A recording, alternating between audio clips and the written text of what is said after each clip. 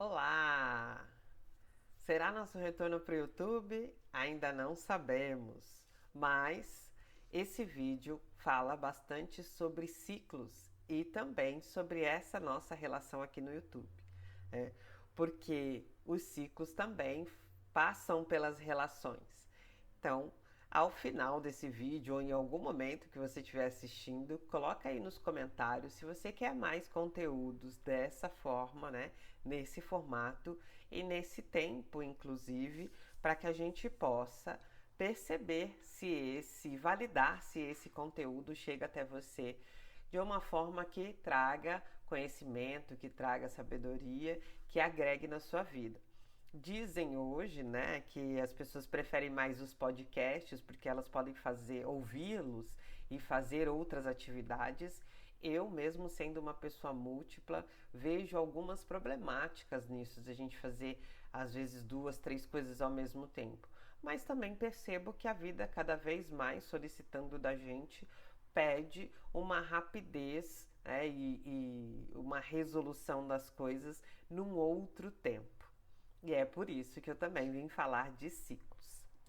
Mas deixa aí nos seus comentários e aí quem sabe a gente produz mais coisas, mais conteúdo com essa temática e com outras que tragam para você essa reflexão. Vamos devanear com um tempo maior que das outras redes e é isso que aqui no YouTube nos proporciona. Para falar de ciclos hoje, eu quero abordar um pouco a nossa visão sobre morte, né? E para ilustrar isso, eu trouxe algumas cartas, né, de baralhos, baralho cigano, tarôs, oráculos, para que a gente possa observar como os diferentes artistas pensam de formas diferentes sobre morte. E isso faz com que a gente possa expandir o nosso pensar sobre ciclicidade. Quando a gente fala de ciclo e fala de morte, a gente consegue olhar e contemplar os ciclos pela natureza e pelas fases da lua, e a gente vai achar isso muito bonito, a mudança das estações ou a mudança de fase em que a gente das luas em que a gente escolhe o que fazer ou o que não fazer em determinadas fases, da minguante, da crescente, da nova, da cheia. Mas também a gente pode pensar em como a gente tem dificuldade em encarar a finitude do nosso corpo e isso se reflete em encarar a finitude das nossas relações. Porque, às vezes, por uma visão religiosa que a gente recebeu em determinado momento ou até familiar, a gente encara o ciclo como um fim total, como não tendo a possibilidade do novo chegar.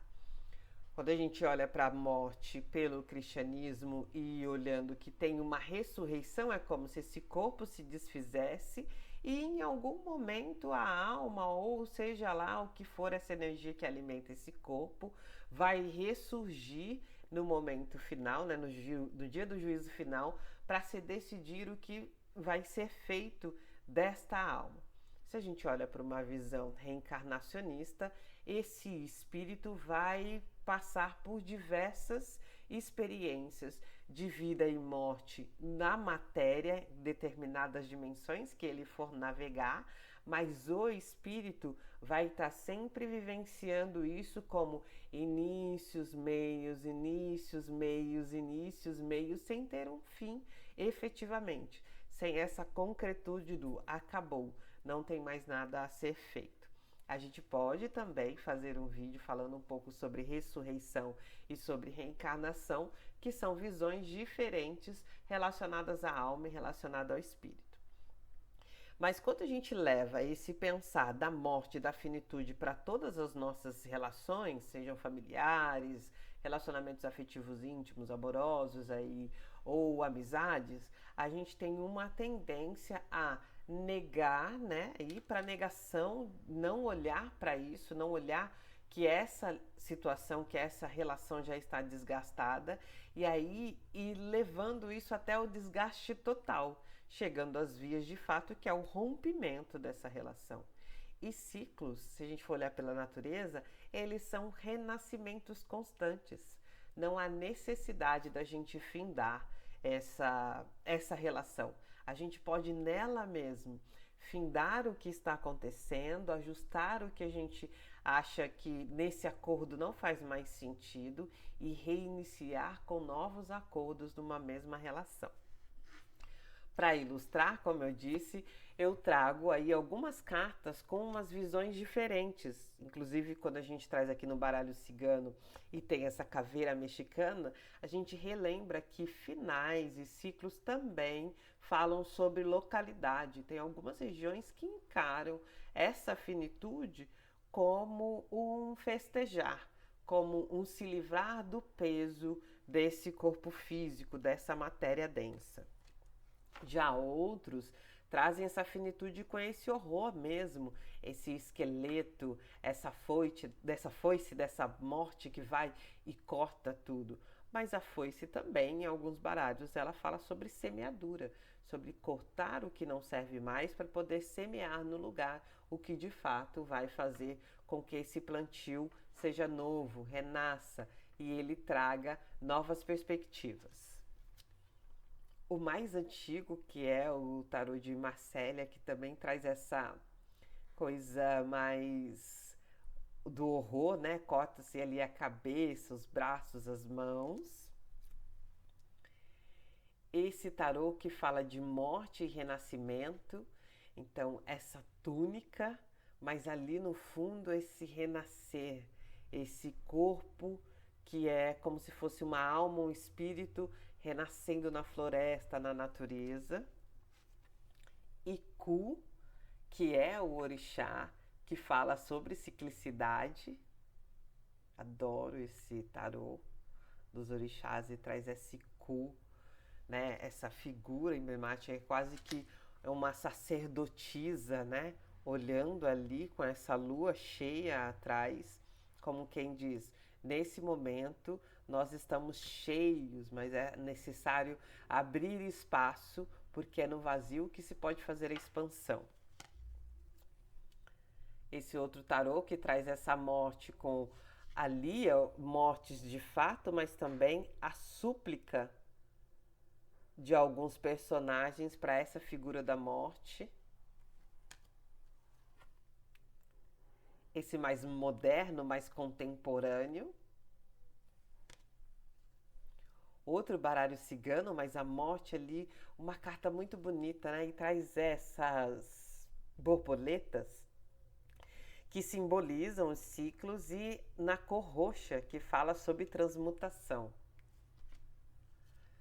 Aqui a morte com esse Hades, o deus Hades, com esse elmo, porque esse é o tarô mitológico, e ali essas três personas oferecendo presentes a Hades para que ele possa permitir que o novo se faça. Então elas estão nessa parte mais árida, mais seca, mas atrás de Hades, pós aquele rio, tem essa parte mais verde, né? Com mais natureza, com que as coisas elas se frutificam, elas se multiplicam, sai dessa aridez e vai para esse lugar com mais nutrição. E esse que fala de transformação. Então, as diversas representações desse lugar da morte, trazendo aí para as figuras arquetípicas dos baralhos, que é com que a gente trabalha aqui, uma das ferramentas das tecnologias ancestrais que a gente trabalha na Escuta que Abraça.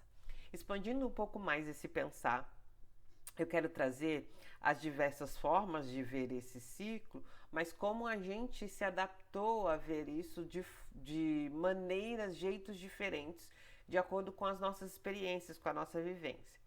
Então, se eu sou uma pessoa que joga muito videogame, pode ser que eu tenha ou outros jogos aí eletrônicos, pode ser que eu tenha a tendência a olhar a morte, o fim, como um game over que me estraçalha, mas que se eu me esforçar, eu vou ter o rejuvenescimento, eu vou ter a possibilidade da nova vida, né? Uma nova vida cheia de energia, porque quando a gente vai jogando a barra de energia daquele personagem do videogame vai diminuindo, ele vai ali entrando em confrontos e vai perdendo nesses confrontos essa energia, mas quando o jogo finda, ele renasce com uma energia renovada.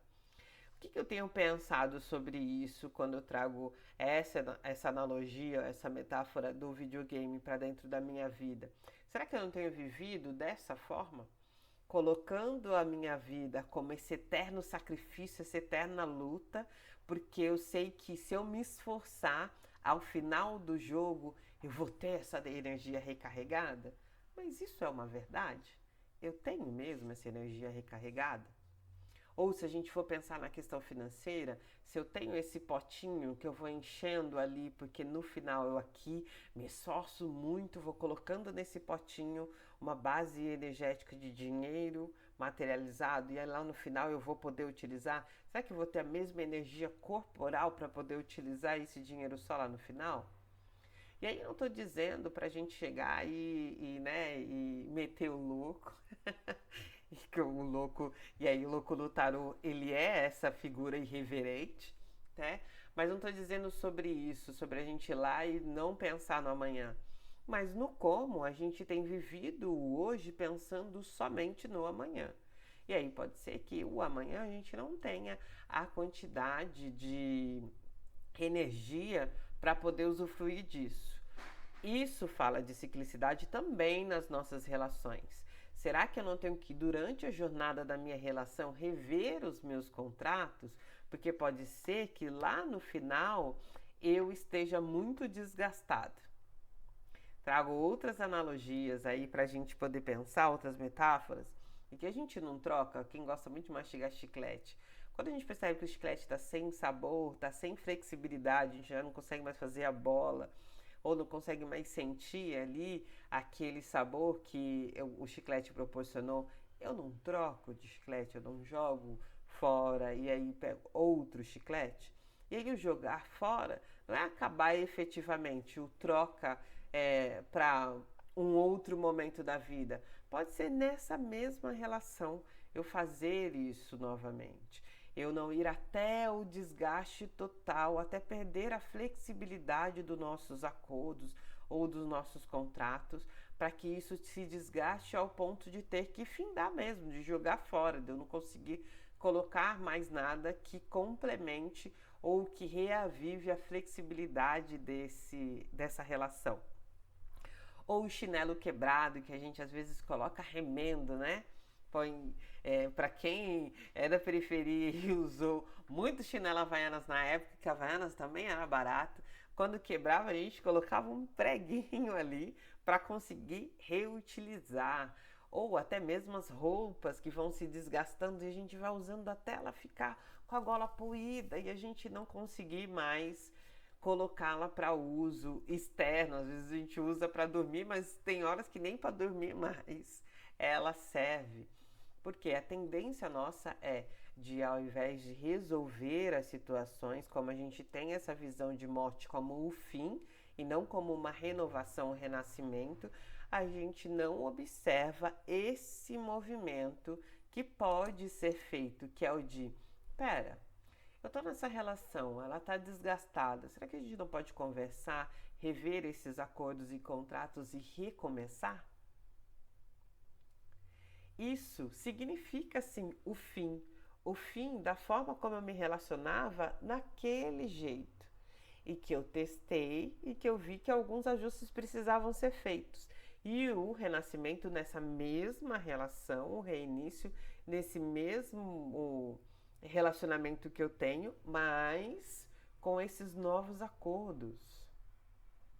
Então o ciclo se fechou ali, mas abre um novo ciclo nessa mesma relação, nesse mesmo relacionamento.